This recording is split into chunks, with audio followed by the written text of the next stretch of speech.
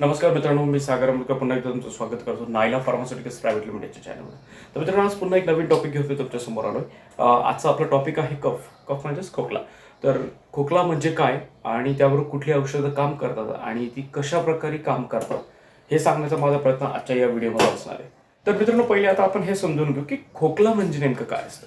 तर मित्रांनो, खोकलामध्ये काय होतं की एक खो असा आवाज निघत असतो, जसं आपण खोकलताना करत असतो.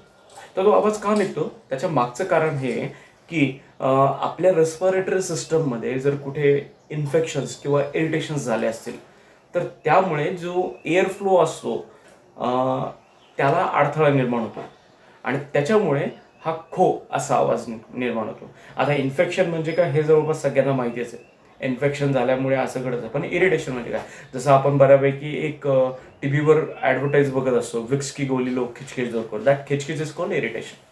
म्हणजे इरिटेशन्स किंवा इन्फेक्शन झाल्यामुळे एअर फ्लोमध्ये अडथळा निर्माण होतो आणि खो असा आवाज निघतो, त्याला आपण खोकला असं म्हणतो. तर हा जो खोकला असतो हा दोन प्रकारामध्ये असतो, एक तर तुमचा कोरडा खोकला आणि एक ओला खोकला. तर कोरड्या खोकल्यामध्ये म्युकस बाहेर पडत नसतं, त्यामुळे त्याला कोरडा खोकला म्हणतात. आणि यामध्ये ओल्या खोकल्यामध्ये ज्याला आपण वेट कफ म्हणतो त्याच्यामध्ये म्युकस हा बाहेर पडत असतो. हा या दोघांमधला मेन डिफरन्स आहे.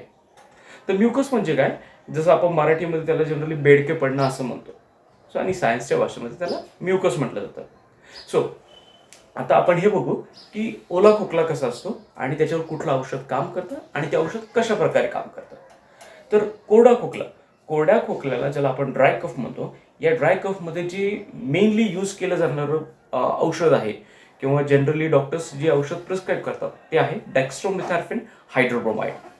आता डेक्स्ट्रोमेथॉर्फिन हायड्रोब्रोमाइड काय काम करतं.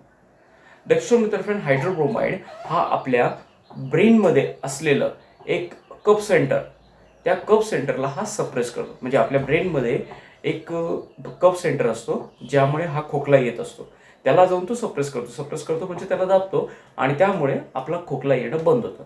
हे एक सिम्पल मेकॅनिझम ऑफ ॲक्शन आहे डेक्स्ट्रोमेथॉर्फिन हायड्रोब्रोमाइडचं.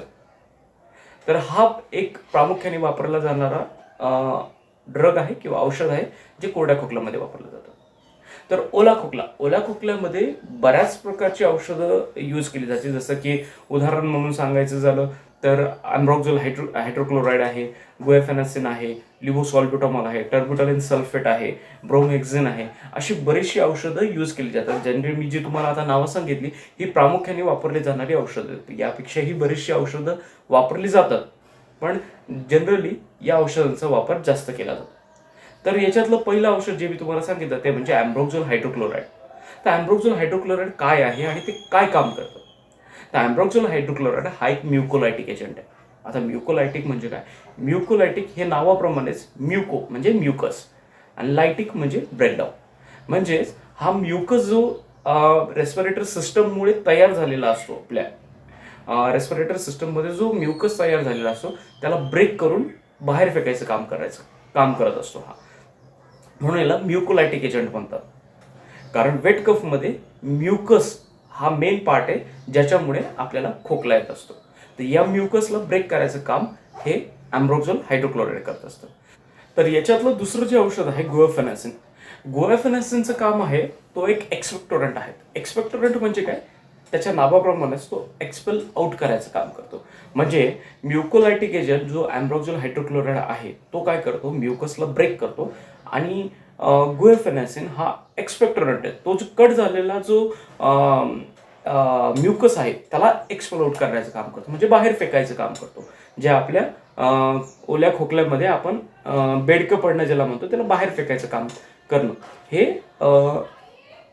गुएफेनासिनचं आहे. तर याच्यातलं तिसरं जे औषध आहे जे प्रामुख्याने वापरलं जातं ते म्हणजे लिव्होसॉल्ब्युटामॉल. तर लिव्होसॉल्ब्युटामॉल काय करतं, लिव्होसॉल्ब्युटामॉल हे एक ब्रॉन्कोडायलेटर आहे. ते काय करतं, आपल्या शरीरामध्ये जे ब्रॉन्काईज असतात ज्याच्यातून एअर फ्लो होत असतो, तर म्युकस आल्यामुळे तो एअर फ्लोला एक अडथळा निर्माण झालेला असतो ज्यामुळे एअर फ्लो प्रॉपर होत नसतो. तर हा ब्रॉन्कोडायलेटर काय करतो, म्हणजेच लिव्होसॉल्ब्युटामॉल काय करतो, त्या ब्रॉन्काईजची साईज वाढवतो जेणेकरून एअर फ्लो हा फास्ट होईल किंवा रेग्युलर होईल. त्याचं काम करणं हे लिव्होसॉल्ब्युटामॉलचं आहे.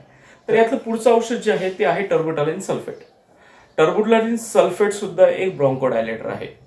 जसं की लिव्होसॉल्वेटोमॉल. यांचं दोघांचंही वर्किंग सारखंच आहे. दोघेही ब्रॉन्कायची साईज वाढवण्याचं काम करतात आणि एअर फ्लो प्रॉपर करण्यासाठी किंवा रेग्युलराइज करण्याचं काम हे दोघेही करत असतात, जे की ब्रॉन्कोडायलेटर्स आहे. तर मित्रांनो, ही होती कफ आणि त्यावर चालणाऱ्या औषधांबद्दलची माहिती. तर ही माहिती तुम्हाला आवडली असेल, समजली असेल तर प्लीज चॅनल सबस्क्राईब करायला विसरू नका. लाईक आणि कमेंट्स नक्की करा. थँक्यू.